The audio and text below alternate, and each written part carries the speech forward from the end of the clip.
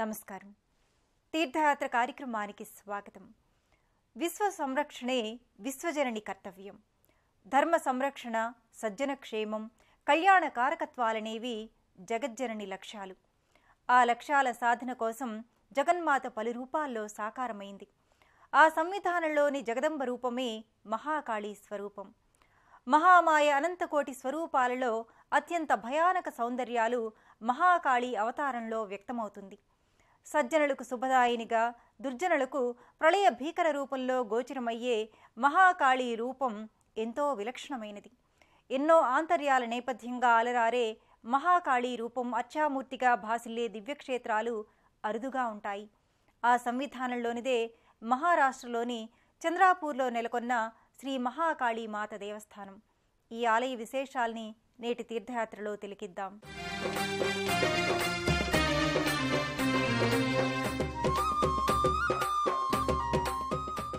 తనను నమ్మి కొలిచిన భక్తుల పాలిట కల్పవృక్షమై భాసిల్లే కాళీమాత. ఆ మాతృశక్తి బాహ్యరూపం ఎంత భీకరమో అంతరంగం అంతటి సుప్రసన్నం. ఆదిశక్తి అనంతలీలా విన్యాసాల రూపమై తేజరిల్లే కాళీ దివ్యరూపం మహారాష్ట్రలోని చంద్రాపూర్లో మహాకాళీమాత మందిరంలో పూజలందుకునే భవ్య రూపిణి.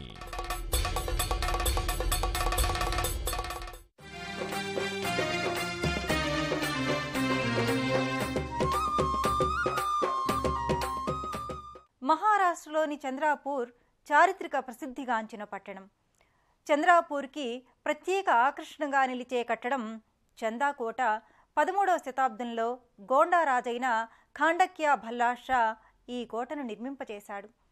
ఇరై, జర్పాత్ నదులు సంగమస్థలికి సమీపంలో ఉన్న చంద్రాపూర్ కోటకు 8 ప్రవేశ మార్గాలు ఉండడం విశేషం. అద్భుతమైన కళా కౌశలంతో నిర్మించిన ఈ కట్టడం ఎన్నో శతాబ్దాలు గడిచినా నేటికి చెక్కు చెదరకుండా ఉంది. మహారాష్ట్ర భారతదేశంలో అత్యంత పట్టణ జనాభా ఉన్న రాష్ట్రం. సామాజిక చైతన్యంతో పాటు ఆధ్యాత్మిక చైతన్యం ఎక్కువగా ఉన్న రాష్ట్రం ఇది. మహారాష్ట్రలో అడుగడుగున ఆధ్యాత్మిక ప్రాభవం కలిగిన ప్రదేశాలు నెలకొని ఉంటాయి. పురాణ చారిత్రక ప్రసిద్ధిగాంచిన దివ్యధామాలతో ఈ రాష్ట్రం కాంతులీనుతోంది. ఆ సంవిధానంలోనిదే చంద్రాపూర్.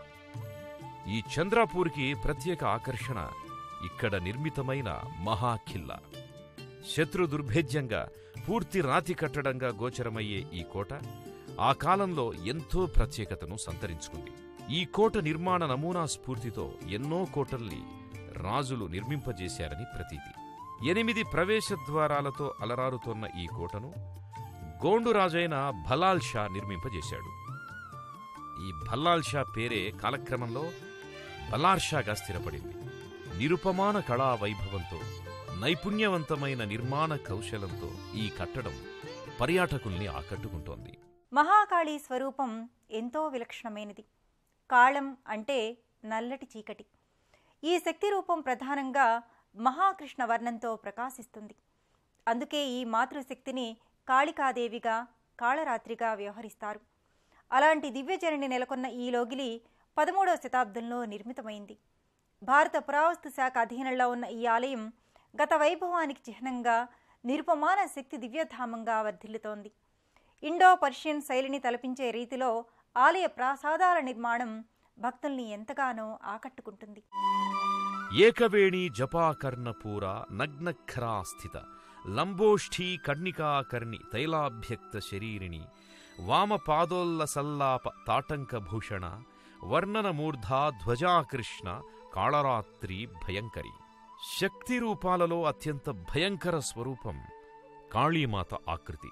దుష్టరాక్షస సమూహాన్ని సంహరించేందుకు మాతృశక్తి ప్రళయభీకర రూపాన్ని ధరించింది.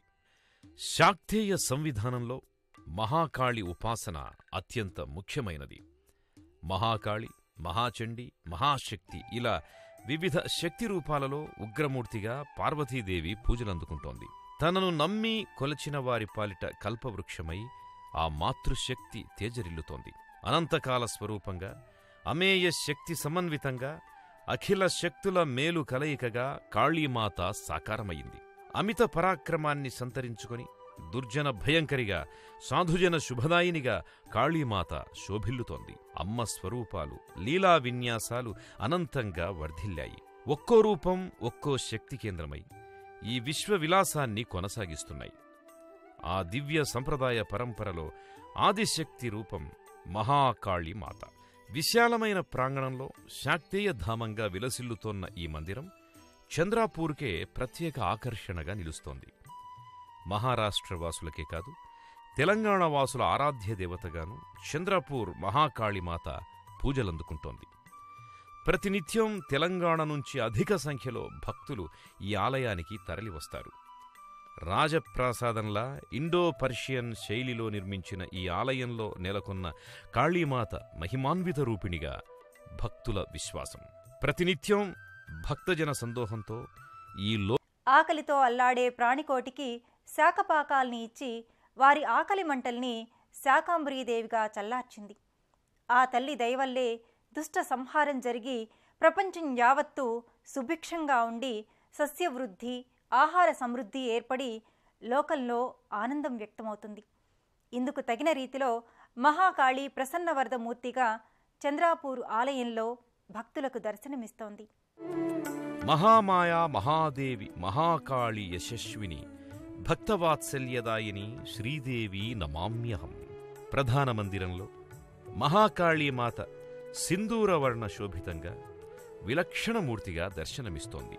నేత్రద్వయం కిరీటాలతో ప్రణవాన్ని నుదుట తిలకంగా ధరించి భక్తానుగ్రహ కారకమూర్తిగా ప్రకటితమవుతోంది మాత. జయ మాతంగితనయే జయ నీలోత్పలద్యుతే జయ సంగీతరసికే జయలీలా శుకప్రియే అని ఈ మహాశక్తినే మహాకవి కాళిదాసు కీర్తించాడు. శాక్తేయ సంవిధానం మహాకాళీ రూపాన్ని సవివరంగా వర్ణించింది. అలంకార రీత్యా మహాకాళిని కాళరాత్రిదేవిగా అలంకృతం చేస్తారు. ఈ శక్తిరూపిణి వైభవ విలాసాన్ని శక్తి తంత్రం వివరించింది. కాటుక వంటి శరీరఛాయతో అతి నల్లని రంగులో అమ్మ గోచరమవుతోంది. కేశాలు చిందరవందరగా ఉంటాయి. ధరించిన హారాలు విద్యుత్కాంతిమయంగా మెరిసిపోతూ కాంతుల్ని విరజిమ్ముతుంటాయి.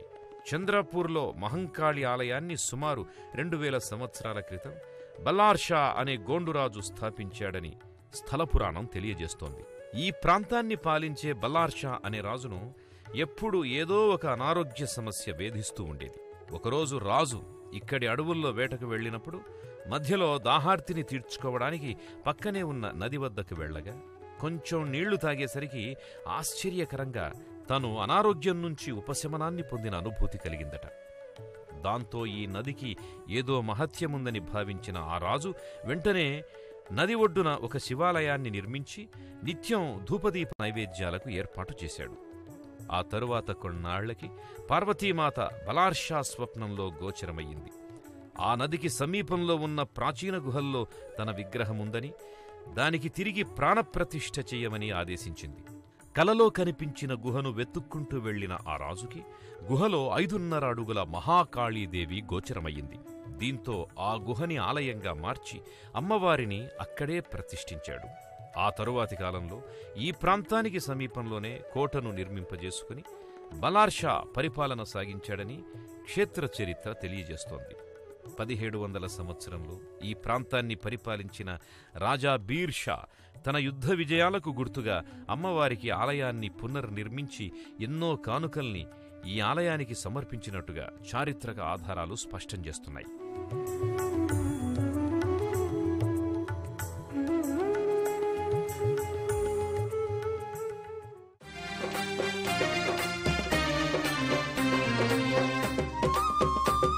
అంటే కాలస్వరూపిణి. కాలచక్రాన్ని తన అధీనంలో ఉంచుకొని జీవుల క్రియాకలాపాల గతిని, రీతిని నిర్దేశించే దివ్యజనని కాళీమాత. కాలచక్ర సంచారిణిగా, కాలాత్మికగా మహాకాళి వర్ధిల్లుతోంది. అమ్మ రూపం ఎంత భీకరమో అమ్మ హృదయం అంతటి సుప్రసన్నం. కొలిచిన భక్తుల పాలిట అమృతదయా సింధువుగా చంద్రాపూర్లో నెలకొన్న కాళీమాత భక్తుల్ని అనుగ్రహిస్తోంది. మహారాష్ట్రలోని చంద్రాపూర్ మహాకాళీమాత ఆలయంలో గర్భాలయ మూర్తితో పాటు ముఖమంటపంలో రజతమూర్తి సుప్రసన్న సుహాసినిగా కాళీదేవి ప్రకటితమవుతున్నది. జరావత్ నదిలో ఈ విగ్రహాన్ని కనుగొన్నారని చెబుతారు. హీరావతి రాణి దగ్గరకు ఈ విగ్రహాన్ని తోడుకొని రాగా ఆమె స్వయంగా ఈ గుడి ప్రాంగణంలో కాళీమాత ప్రసన్నమయ విగ్రహాన్ని ప్రతిష్ఠించింది. శయనమూర్తిగా కూడా కాళీమాత ఈ లోగిలిలో దర్శనీయమవుతోంది. కాళీమాతకు అనేక రూపాలు. ఆ రూపాలలో శాకాంబరీదేవిగాను అన్నపూర్ణగాను అమ్మను దర్శిస్తారు భక్తులు.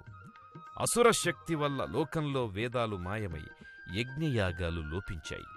దాంతో క్షామ పరిస్థితులు ఏర్పడ్డాయి. కరువు కాటకాలు సంభవించాయి. పంటలు పండలేదు, సస్యవృద్ధి లేదు. దాంతో దేవతలు ఆదిశక్తిని ప్రార్థించారు. ఆమె కాళీ రూపాన్ని ధరించి రాక్షస సంహారం చేసి వేదాలను పునరుద్ధరించింది. మళ్లీ సంప్రదాయరీత్యా యజ్ఞయాగాది కార్యక్రమాలు ప్రారంభమయ్యాయి. లోకం సుభిక్షమయింది. అందుకే ఆమెను శాకాంబరిగా ఆరాధిస్తారు. దశమహావిద్యా స్వరూపిణి అయిన మహాకాళి తన భర్త పరమేశ్వరుణ్ణే విస్మయపరిచింది. శివుడి విస్మయాన్ని వీక్షించి ఆమె నాలిక కర్చుకుంది. అందుకే కాళీమాత నాలుక బాహ్యంగా ఉంటుంది. కాళీదేవి శరీరానికి నువ్వుల నూనె అలదుకొని వీరరసోపేతమూర్తిగా దర్శనమిస్తుంది. శనిగ్రహ దోషాల నివారణ నిమిత్తం మనిషి మస్తిష్కంలోని జ్ఞానాన్ని బట్టి ఆ వ్యక్తి ప్రతిభా సామర్థ్యాల్ని, శక్తియుక్తుల్ని అంచనా వేయాలని కాళీరూపం సందేశమిస్తుంది.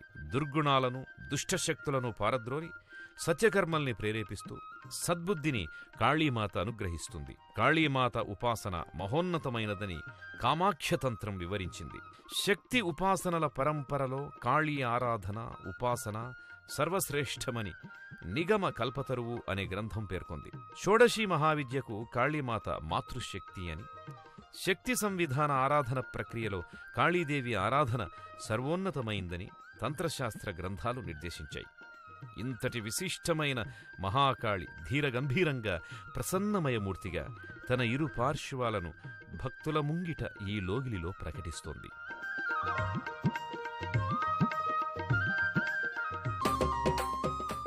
అద్భుత కళా సౌందర్యానికి, కళాత్మక నిర్మాణ చాతుర్యానికి చంద్రాపూర్లోని శ్రీ మహాకాళీమాత ఆలయం ప్రత్యక్ష నిదర్శనం. ఆశ్చర్యానందాల్ని కలిగించే సమున్నత కట్టడాలు, ఇండో పర్షియన్ నిర్మాణ శైలిని పోలి ఉండే గుమ్మట కట్టడాలతో విలక్షణమయంగా ఈ లోగిలి భక్తుల్ని ఆకట్టుకుంటుంది. రాజభవనాలు, ధీరగంభీర కట్టడాలమయంగా శోభిల్లే ఈ లోగిలి ఉత్తర భారతదేశంలోని శక్తిధామాలలో ఎంతో ప్రత్యేకమైనది. నిరుపమాన ప్రారంభమవుతుంది. సుమారు 20 రోజుల పాటు సాగే ఈ జాతర కోసం మహారాష్ట్ర ప్రభుత్వం భారీ ఏర్పాట్లను చేపడుతోంది. ఏడాదికి ఒక్కసారైనా అమ్మను దర్శించుకొని అమ్మ ఒడిని నింపితే తమ కుటుంబాలన్నీ ఆనందమయ పరిస్థితుల్లో వర్ధిల్లుతాయని భక్తుల నమ్మకం. ఈ ఆలయానికి చేరుకున్న భక్తులు ముందుగా ఇరయి నదిలో స్నానమాచరించి సపరివారంగా డప్పు వాయిద్యాలు, పోతురాజుల నృత్యాలతో ఆలయంలోకి ప్రవేశిస్తారు. గోధుమ పిండితో చేసిన ప్రత్యేక ప్రమిదల్లో నేతితో దీపాలు వెలిగించి అమ్మవారికి సమర్పిస్తారు. దేవి ఒడి నింపడం ఈ జాతరలోని ప్రత్యేకత. అమ్మవారికి చీర, రవిక, గాజులు, పసుపు, కుంకుమ, ఫలాలు మొదలైనవన్నీ తీసుకొచ్చి అమ్మవారి విగ్రహం నడుముకు కట్టి ఒడికట్టు చీరలో వేస్తారు. ఇలా చేస్తే కోరిన కోరికలు వెంటనే నెరవేరుతాయని భక్తుల విశ్వాసం. గర్భాలయంలో అమ్మవారి విగ్రహం భూమట్టం కన్నా కొంచెం దిగువకుంటుంది. ఈ తరహా శక్తిమాతలు సులభ ప్రసన్న దైవతాలుగా భక్తులను అనుగ్రహిస్తారని నమ్మకం.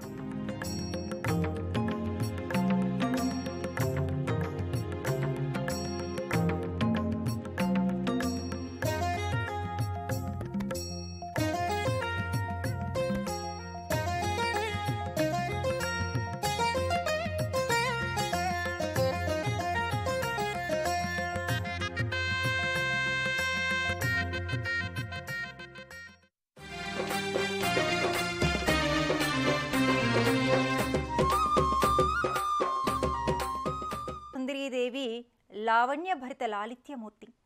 అందుకు భిన్నంగా మహాకాళి పరమ క్రోధమూర్తి. క్రోధేచ కాళి అంటారు.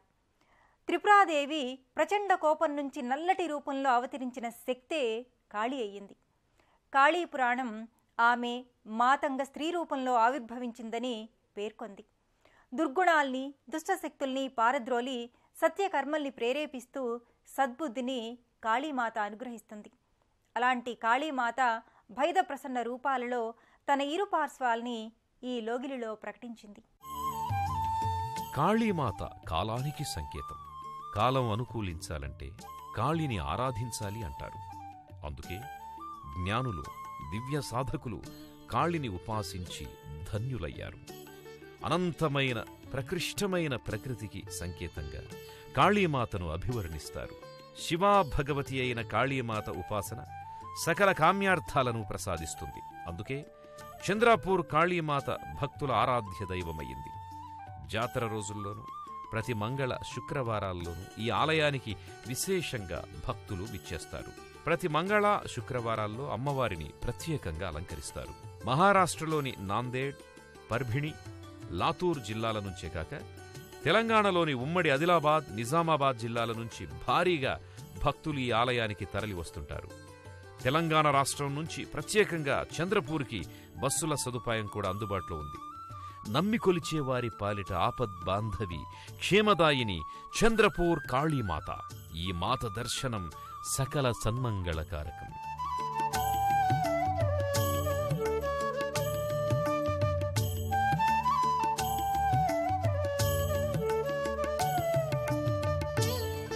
దేశంలోని ఏ ప్రాంతం వారైనా మహారాష్ట్ర రాజధాని ముంబైకి రోడ్డు, రైలు, విమాన మార్గాల్లో చేరుకుని అక్కడ్నుంచి నాసిక్, జల్గావ్, నాగ్పూర్, వార్ధాల మీదుగా ఈ క్షేత్రానికి చేరుకుంటారు. హైదరాబాద్ నుంచి వెళ్లేవారు వరంగల్, పెద్దపల్లి, రామగుండం, మంచిర్యాల, మందమర్రి, తాండూరు, సిర్పూర్, కాగజ్ నగర్, బల్లాపూర్ల మీదుగా చంద్రపూర్కి చేరుకుంటారు. విజయవాడ నుంచి వెళ్లే తీర్థయాత్రికులు ఖమ్మం, పెద్దపల్లి, రామగుండం, మంచిర్యాల, మందమర్రి, తాండూరు, సిర్పూర్, కాగజ్ నగర్, సిర్పూర్, బల్లాపూర్ల మీదుగా చంద్రపూర్కి చేరుకుని శ్రీ మహాకాళీమాత దేవస్థానాన్ని దర్శించుకుంటారు. సర్వవ్యాధి ప్రశమిని, సర్వమృత్యు నివారిణి అని కాళికాదేవిని కీర్తిస్తారు. అధర్మం, అనాచారం, అనారోగ్యం, దుస్సాంగత్యాలపై కాళీమాత క్రోధాన్ని ప్రదర్శిస్తుంది. మహాకాళిగా, మహాకాళేశ్వరుని ప్రియ బాంధవిగా కాళీమాత భక్తులపై వరాల సిరుల్ని కురిపిస్తుంది. అలాంటి సర్వశుభదాయిని అయిన మహాకాళీమాతకు సభక్తిగా ప్రణతుల్ని సమర్పిద్దాం. మరో క్షేత్ర సందర్శనంతో కలుసుకుందాం. నమస్కారం.